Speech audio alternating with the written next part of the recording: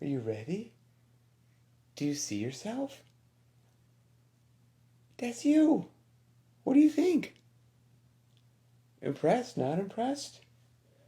This is the internet. For better or for worse. Yeah. Okay. So, a little bit of a baby update. This is Layne. She's almost 6 months old. Not quite 6 months old, but close. In her early years, she was an atomic bomb. She's much better now. But, point being, for the last 6 months of my working out life, the last 6 months has been some of the most rushed, modified, scaled, and I mean modified in reps, loading, intensity, any way that you can modify something.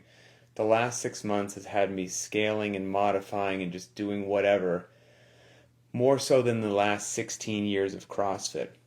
So I've got a pretty good baseline of about 15 and a half uninterrupted years of consistent training, and then 6 months of chaos to now give a pretty good assessment as to what has or has not happened to my fitness, etc., any lessons learned and all that kind of stuff. So anyway, over the last 6 months also, as predicted, I think this is only my second update on Layne here. Probably one of the biggest things that just flew out the window was warm-ups. Just because with her nap schedule or whatnot, she doesn't take a bottle, so she's tough and things like that. Won't take a pacifier. The amount of time that I can sneak into the garage is very minimal. If you lose your mind, I'm going to pass you off to your mom, okay? Ready? Are you still with me? Are you still with me? So warm-ups, a lot of the time didn't happen, or if it was a multi-round workout, I'd just start to warm up real light with an empty barbell and use the first round or two as a warm-up, and then whatever happened the last 2 or 3 rounds, that was whatever I get in for a workout that day. Cool downs and stretching, those were a luxury when they happened, and accessory work was basically non-existent. It was get into the garage, maybe do a really quick 5-minute warm-up, and then modify the workout based upon how I felt that day, which was largely based upon, did this little girl let me sleep well, or did I sleep poorly, or something like that. And so sleep obviously played a big factor. And that also dictated how I modified workouts. You can get really fancy these days, right? With tracking your sleep and all kinds of other metrics. This is about as easy as it is for me. I didn't sleep well last night. I'm going to go easy on the workout today.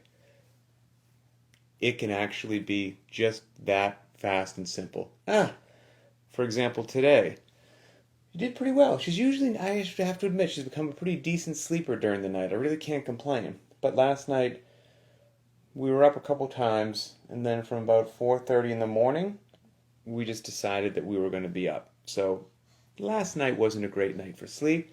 Today's supposed to be death by calories on the Echo bike. So it probably won't be my best performance because I'm pretty tired. And here is one of the biggest things that I've learned in the last 6 months, modifying workouts and intensity and all that stuff. And I think it would serve a lot of people well just in general. So for example, I know that death by calories isn't going to go well today, and here's my big takeaway. Who cares? Who cares? Right? I'm not some sponsored athlete feeding my family by my score on death by calories or something like that. I'm doing it to stay in shape. I'm doing it to stay healthy. I'm doing it to have fun. I'm doing it so I can work in the yard and go for a hike and live a long, productive life with my kids. Like, that's why I work out. And so if today I ratcheted back a little bit and I'm way off of a PR, who cares? The point is to go out there, do whatever the workout is, based upon how I feel today, what the last few days of my life has been for nutrition and sleep and stress and all that stuff, and I do the workout in a way that makes sense for me today. Based upon what I've done the last few days, death by calories makes sense today. So that remains. But I can ratchet up or down the intensity switch as I so desire.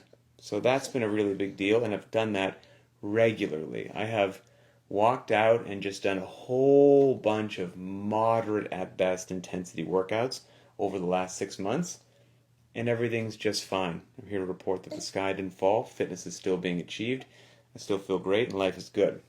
So maybe you don't have a baby, right?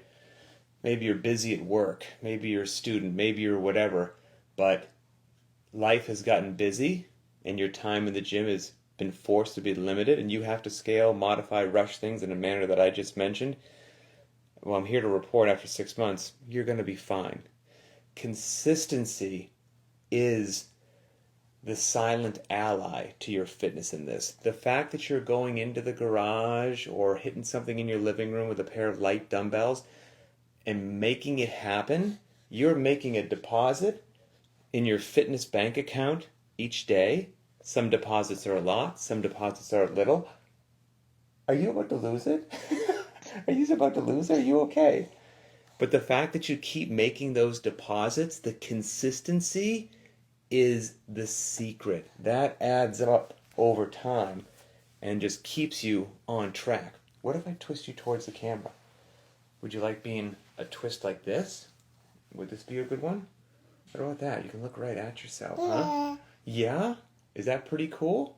I was going to do the interview with her just in her pajamas, and Emily said, absolutely not. We're putting a nice outfit on her.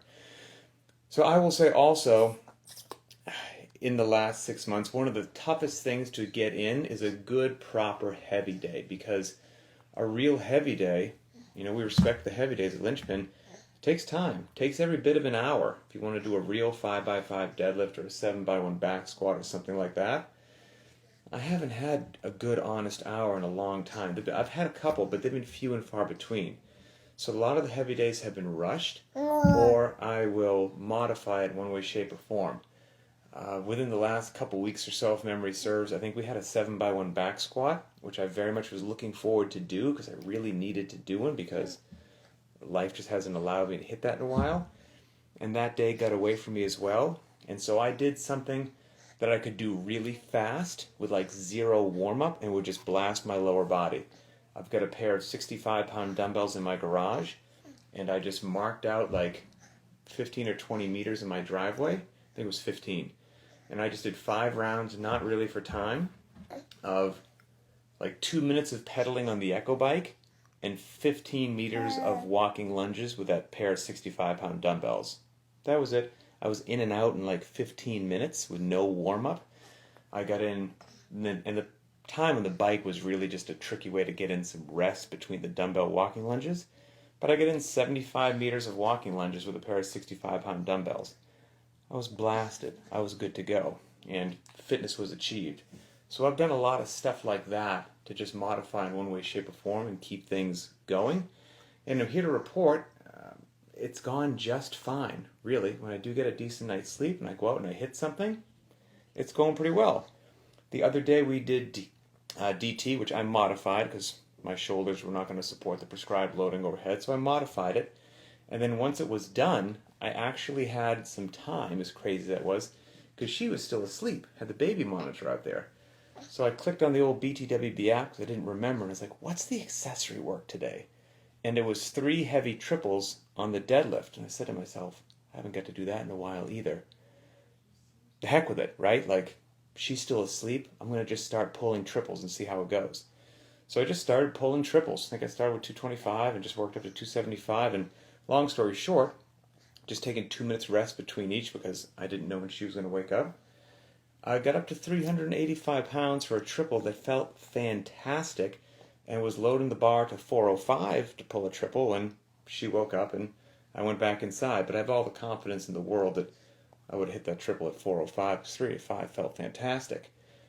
And point being, to be able to have a 385 or a 405 deadlift triple on call with 6 months of rushed, modified, scaled workouts, crappy sleep and all that, I think is just, again, a testament to how much the consistency really pays off. So even if your life is a little crazy, and if in some way, shape, or form you've got to modify, tweak, whatever it is, just to get something in on that day, I think you should really appreciate how much that's actually doing for your health and fitness, and do it in any way, shape, or that you can, even on the hectic, crazy days.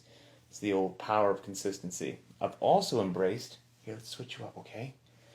Not for time a lot. So if I go out there and I'm just, it's going to be a low or a moderate intensity workout, I'm just looking to make my way through it, I may not even run the clock. I just may do the workout, get the work done, call it a win, and walk back inside. And I have to admit that not running the clock at least once a week, if not twice, for the last 6 months, has been so liberating mentally of not having that clock pressure that in a weird way it's made me really enjoy walking out into the garage even when life is a bit stressful. So that's it. You a little jittery? I'm going to pass you off? Okay, I think I'm going to pass her off here. Well, Mom's walking by. This is perfect. And we'll finish out. Sorry, the video's about to get a lot less cute. My apologies. Bye, honey. Bye, honey. So, sorry, the video just got a whole lot less cute.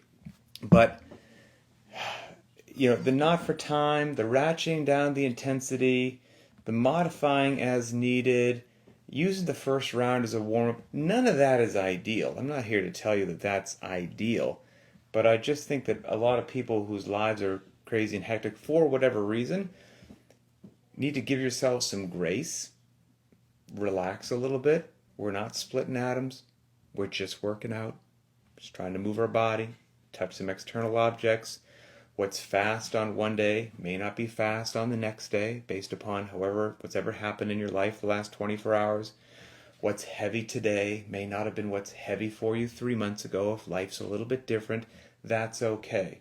Your goal is to assess where you are on that given day that you walk into the gym. Modify the workout if needed based upon where you are on that given day. Doesn't matter if you've done it 28 times before prescribed. Who cares? Today is a new day. Doesn't matter what you back squatted 5x5 last time you did it if you're feeling differently today and it's a 5x5. Heavy is a relative thing, so lift whatever is safe and heavy today. Fast on a workout is a relative thing. Intensities, now there's a mathematical intensity, but intensity is also relative to the individual. So just make smart decisions based upon wherever you are on that day, and I promise you, just making those consistent deposits in your fitness savings account are doing far more good than you realize. Far more good than you realize. And what's the other option? Just saying screw it, letting your diet go to hell in a handbasket and not working out. That is a recipe for disaster. It's a whole lot better to keep the diet in check, modify your workouts, ratchet down the intensity if you have to, and keep being consistent. Even if you're used to working out 5 days a week and hey, that has to go to 4 days a week, or it has to go to 3 days a week. 3 days a week is infinitely better than zero. Infinitely better than zero.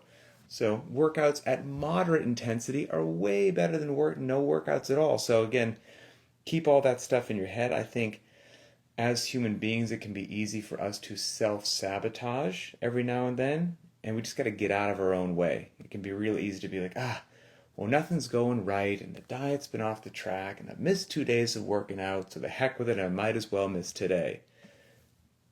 Don't let yourself go there. If you can find a way to make it happen, find a way to make it happen, because I think that's going to pay huge dividends. So that's it.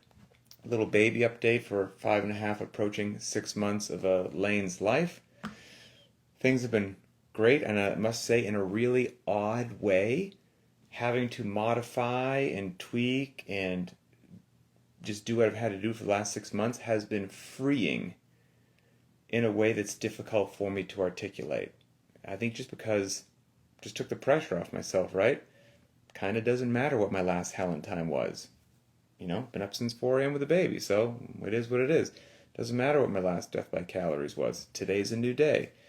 I know what I used to 7x1 deadlift, but, got a baby. So what does heavy feel like today?